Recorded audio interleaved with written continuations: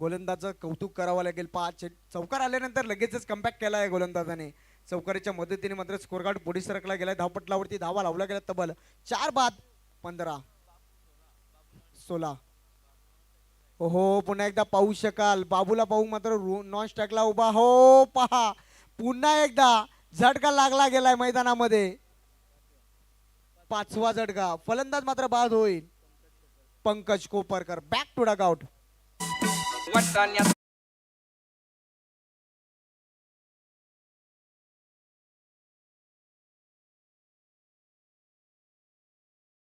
अजूनही माझ्या मैदानामध्ये वन साइडला बाबूला पाहू शकाल.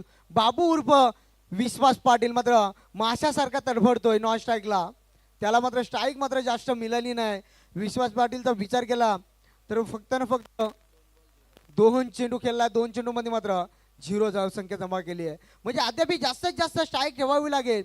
पहा जो फलंदाज आला गेलाय मैदानामध्ये त्याला मात्र एकच काम करावे लागेल. जास्तीत जास्त मात्र विश्वास पाटीलकडे स्ट्राईक ठेवण्याचं काम करावं लागेल या फलंदाजाला.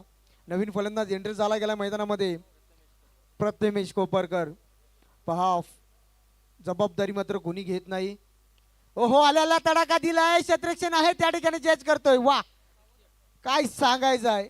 म्हणजे अर्ध गडी गेली अर्धी सेना गेली सेना. काय सांगायचं आहे. मांडवत बसले म्हणजे कार्यक्रम फिट गड्या.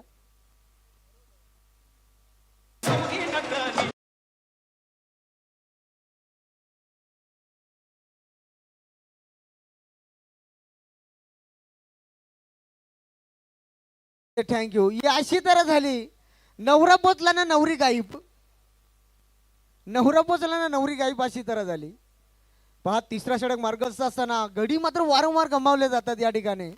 संघाला लागतं तब्बल 6वा झटका. पहा जबाबदारी मात्र कोणी घेत नाहीये. अजूनही मात्र जो सलामीला आलेला फलंदाज विश्वास पाटील तो मात्र अजूनही नॉस टाकला उभा आहे उर्फ बाबू.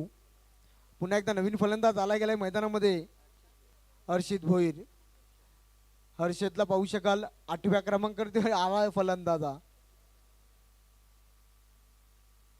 हो पुन्हा एकदा पाहावी लागेल. हो पुन्हा एकदा फलंदाज तूच चल मैं आया. पहा विकेट हॅट्रिक मात्र या गोलंदाजाने प्रस्तावित केली आहे.